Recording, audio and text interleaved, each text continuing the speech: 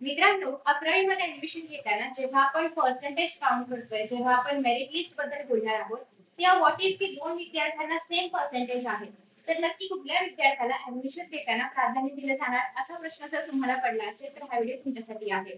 So नमस्कार मित्रांनो, welcome back to S class education. मी सुहानी आणि आज आपण या मुद्द्यावर डिस्कशन करणार आहोत. सो याच्या आधीच्या व्हिडिओमध्ये आपण ऑलरेडी बघितलेलं आहे की मेरिट लिस्ट साठी जे काही मार्क्स असतात किंवा जे काही पर्सेंटेज असतात ते कसे काउंट केले जातात, बेस्ट ऑफ 5 रूल म्हणजे नेमकं काय आहे ते सगळं आपण एक एक्झाम्पल घेऊन डिस्कस केलं होतं आणि आय होप की तुम्ही तो व्हिडिओ पाहिला असेल. नसेल चेकआउट केला तर प्लीज चेकआउट करा. तर या ठिकाणी आपण पाहिलेलं होतं की आपल्याकडे जर एकूण percentage for example as per the best of 5 85.8 वगैरे येत असतील आणि व्हॉट इफ की दोन मुलं आहेत, दोघांचे पण पर्सेंटेज 85.8 येत आहेत अशी जर रेअर केस असेल, तर एक्झॅक्टली यामध्ये कोणाला प्राधान्य दिलं जाणार किंवा जे सिस्टीम आहे ती कशी सिलेक्ट करते की कोणत्या विद्यार्थ्याला आपल्याला याच्यामध्ये काय करायचं आहे, प्राधान्य द्यायचं आहे. तर या ठिकाणी आपण जे कॅल्क्युलेशन केलं होतं त्याच्यामध्ये आपण ऑल 6 चे मार्क्स पण काढले होते आणि बेस्ट ऑफ 5 चे मार्क्स पण काढले होते, जे की आहेत 85.8%.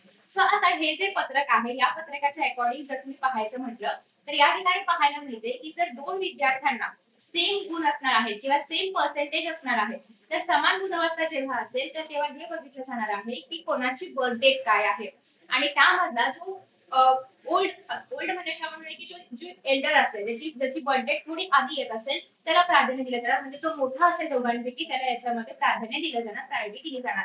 फॉर एक्झाम्पल एकाची बर्थ डेट आहे समथिंग 28 मार्च आणि एकाची बर्थ डेट आहे 6 जून. तर अर्थात 28 मार्च वाला जो विद्यार्थी असेल त्याला सगळ्यात पहिल्यांदा कॉलेज अलाउड होणार आहे आणि ही आहे time rating system.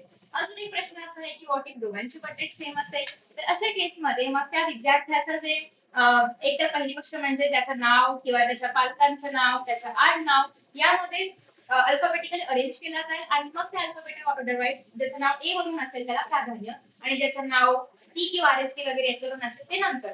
So basically अशा पद्धतीने जे आहे त्याने टाय ब्रेकिंग केलं जाणार आहे. हे खूप रिअल सिनेरियोज मध्ये होतं, बट या पत्रकावर दिलं आहे तर त्याबद्दल आपण डिस्कस केलं पाहिजे. सो त्यासाठी हा व्हिडिओ होता. तर अशाच प्रकारे अजून जर तुम्हाला काही डाऊट्स असतील की एक्झॅक्टली कशा पद्धतीने मार्क्स काउंट केले जातात किंवा एक्झॅक्टली कशा पद्धतीने ऍडमिशनच्या वेळेस कोणती कोणती परिस्थिती निर्माण होऊ शकते, सिनारिओज येऊ शकतात, या सगळ्याबद्दल आपण डिस्कशन करू शकतो. So thank you so much for watching. Best of luck for your next new journey and see the next session. Bye.